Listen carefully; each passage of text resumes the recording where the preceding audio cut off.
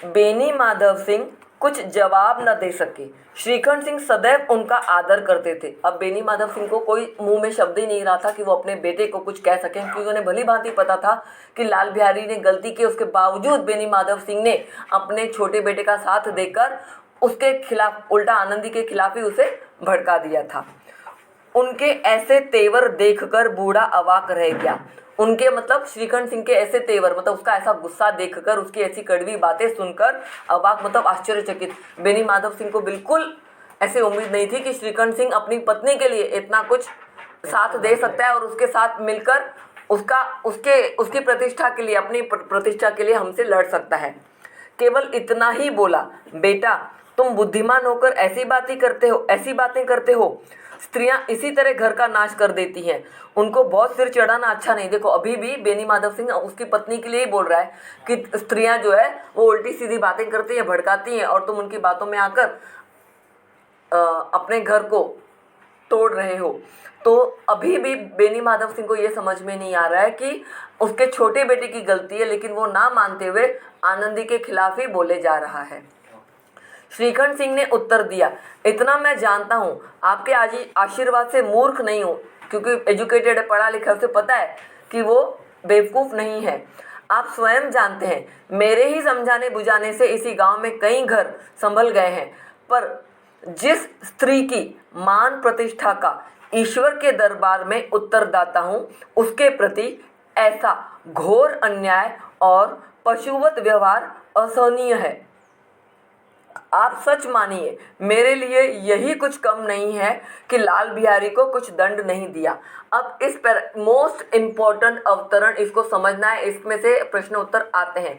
तो श्रीखंड सिंह अपने पिता को समझाते हुए कहता है कि जिस स्त्री से मैंने शादी की है, जिस स्त्री के साथ मैंने 7 फेरे लिए हैं, और 7 फेरे लेते समय मैंने 7 वचन दिए हैं कि उसके मान मर्यादा, उसकी रक्षा का उत्तरदायित्व मेरा है, उसकी जिम्मेदारी मेरी है। तो अपनी पत्नी की मान मर्यादा की जिम्मेदारी भी मेरे ऊपर ही है।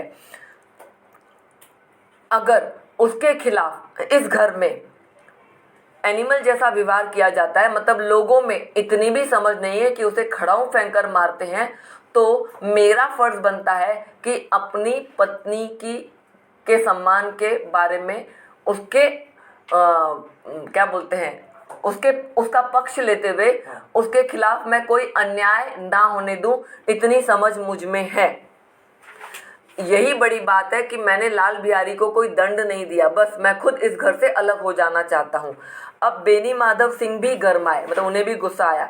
ऐसी बात और न सुन सके, बोले, लाल बिहारी तुम्हारा भाई है, उससे कभी भूल चूक हो उसके कान पकड़ो। लेकिन अगर वो बेनी माधव सिंह बोल रहे हैं कि तेरा छोटा भाई है, उसे भूल चूको तो उसको कान पकड़ो, उसको गुस्सा करो, पर लाल बिहारी को मैं अपना भाई नहीं समझता। अब श्रीखंड सिंह को इतना गुस्सा आया कि वो सीधा कह रहा है, आगे से ये मेरा भाई है ही नहीं।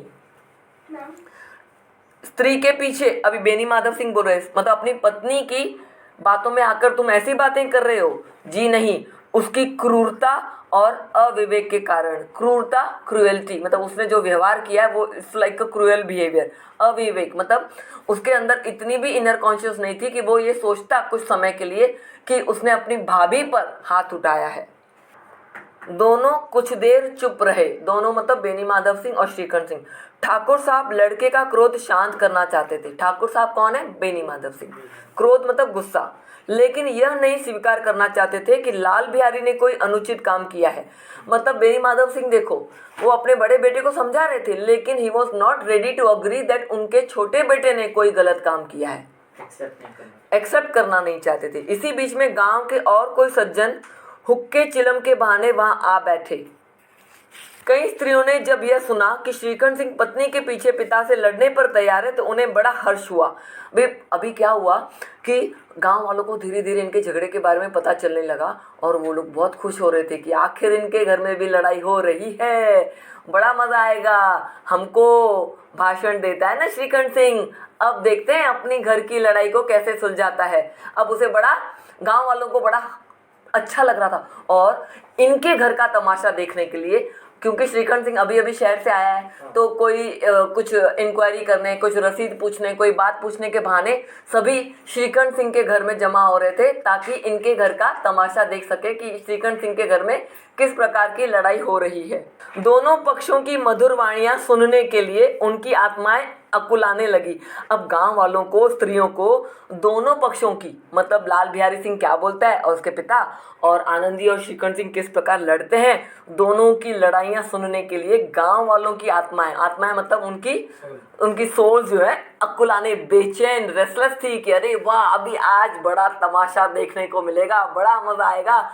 देखते हैं श्रीकंठ सिंह अपनी घर की लड़ाई को किस प्रकार सबके सामने लड़ता है, बड़ा मजा आएगा। वो खुश हो गए।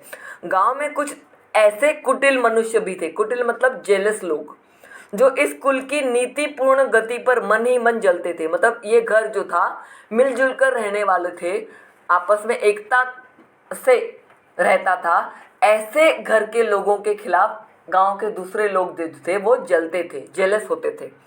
इन महानुभावों की शुभकामनाएं आज पूरी होती दिखाई दे रही थी। मतलब इनके घर में कुछ बुरा हो, ऐसी बेस्ट विशेस इनके मन में, मतलब बेस्ट विशेस देना चाह रहे थे कि जरूर लड़ो झगड़ो और अलग हो जाओ।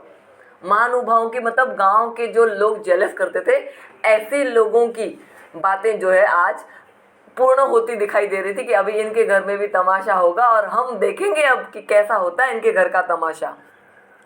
कोई हुक्का पीने और कोई लगान की रसीद दिखाने, टैक्स की रसीद दिखाने के बहाने आकर बैठ गए। मतलब गांव में लिटरली उसके घर में आकर लोग बैठ गए, जैसे कि इनके घर का कोई तमाशा देखने आ रहे हैं। अब यहाँ पर जो है बेनी माधव सिंह पुराने आदमी थे। अभी यहाँ पे बताया गया है कि बेनी माधव सिंह समझ गए। उन्होंने जैसे देखा कि गांव के लोग किसी न किसी बहाने आकर हमारे घर के आंगन में बैठ रहे हैं और हमारे घर का तमाशा होते हुए देखना चाहते हैं, तो ये पुराने आदमी, यहाँ पे पुराना आदमी मतलब अनुभवी, ओल्ड, अनुभवी यानी कि एक्सपीरियंस पीपल।